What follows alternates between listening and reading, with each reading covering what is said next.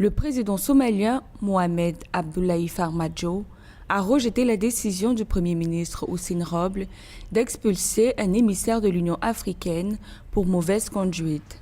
D'après les sources officielles, le Premier ministre Hussein Roble avait informé le président de la Commission de l'Union africaine que le gouvernement somalien considère le diplomate mozambicain Francisco Madeira persona non grata pour avoir commis des actes incompatibles avec son statut en tant que représentant de la Commission de l'Union africaine.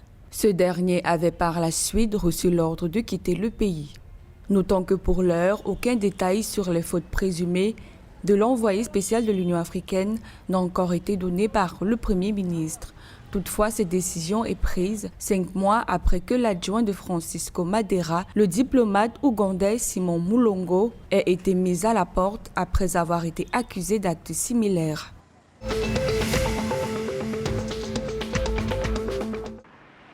Le ministère des Finances et de la Planification du Soudan du Sud et la Banque mondiale ont signé 2 projets totalisant un coût de 154 millions de dollars. Selon les autorités sud-soudanaises, il s'agit notamment des projets sur la réforme de la gestion des finances publiques et du renforcement des projets de résilience des collectivités locales et des communautés. Pour le ministre des Finances et de la Planification, le premier projet va se lever à 34 milliards de dollars, tandis que le second sera financé à hauteur de 120 millions de dollars.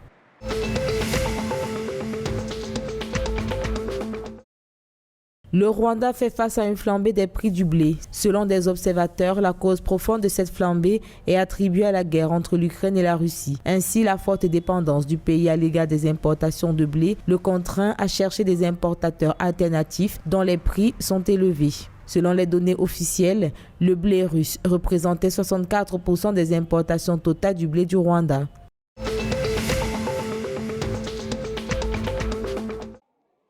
Le secteur de l'éducation du Kenya va bénéficier de 544,4 milliards de shillings qui seront octroyés dans le cadre du budget 2022-2023.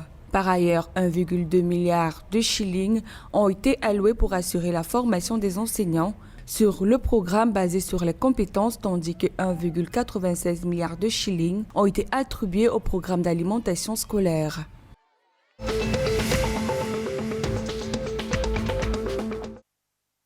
La Commission rwandaise des médias a mis en garde les journalistes contre les idéologies de génocide véhiculées dans le pays au travers des médias. Les journalistes ont également été mis en garde contre tout autre comportement non professionnel qui pourrait être commis lors de la commémoration du génocide de 1994 contre les Tutsis au Rwanda.